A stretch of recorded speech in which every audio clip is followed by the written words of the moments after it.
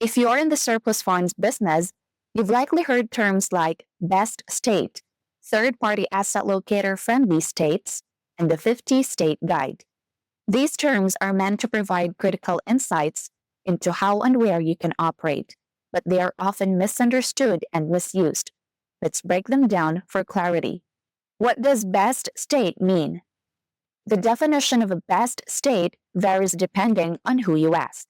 Some people define it as the easiest state to find overage list, file claims, and receive payouts quickly. However, this is only part of the equation. The real best state, particularly as it applies to your business model, depends on multiple factors, including legal restrictions, fee limitations, and how cooperative counties are with asset locators. What does third-party asset locator friendly mean?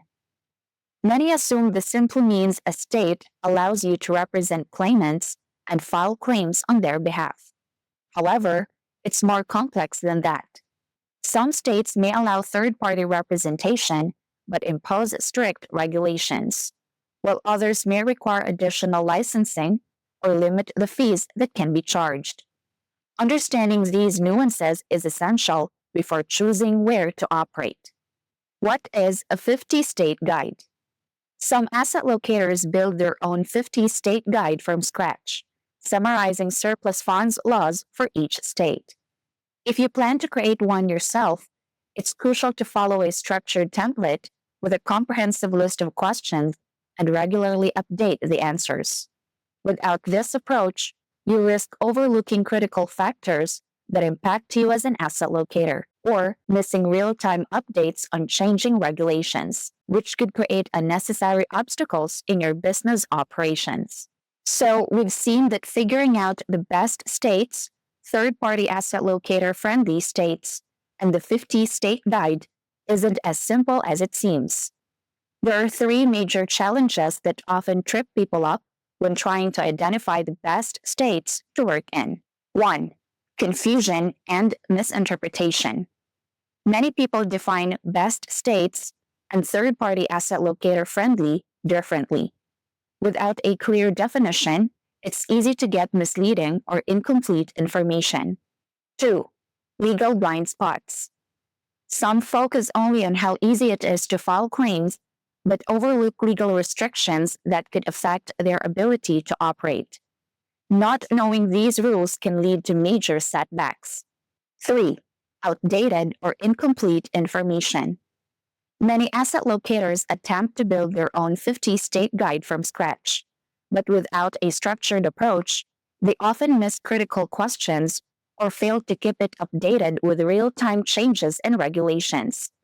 If you're relying on incomplete or outdated information, you could be making business decisions based on incorrect assumptions, leading to avoidable risks and inefficiencies.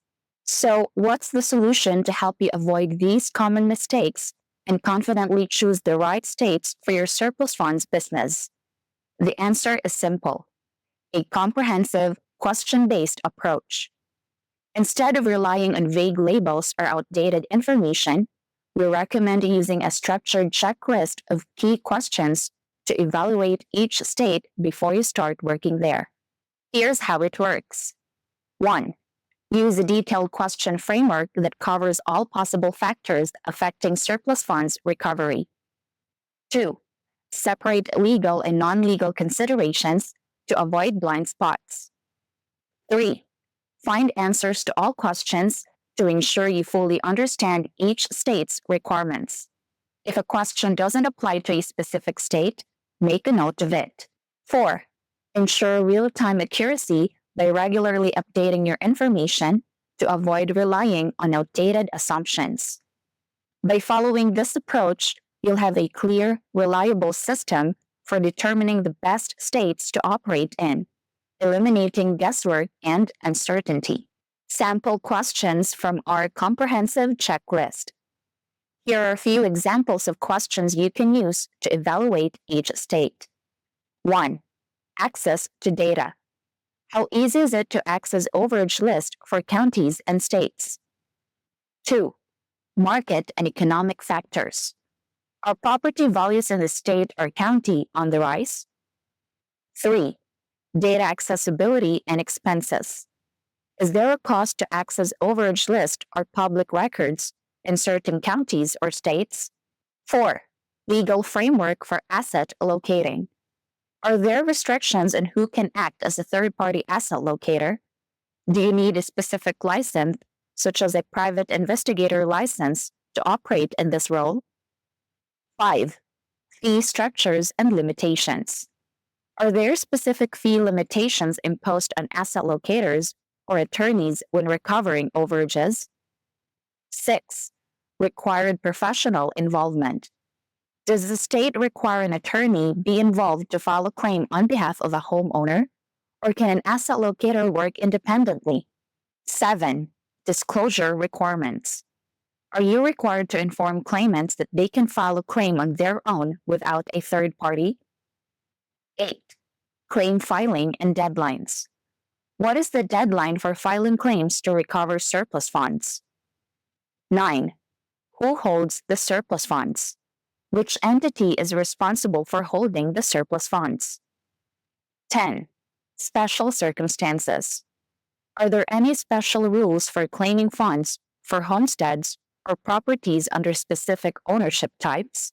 By addressing these questions, you gain a complete and structured understanding of each state's requirements, reducing uncertainty and increasing efficiency in your surplus funds business. So, we've covered just a handful of the key questions you need to ask when evaluating a state for your surplus funds business. But there's a lot more to consider.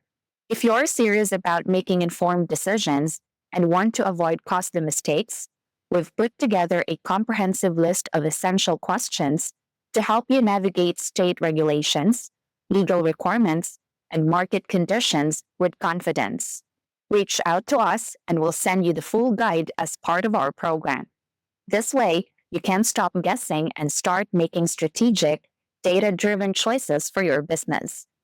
The right information can be the difference between success and struggle in this industry.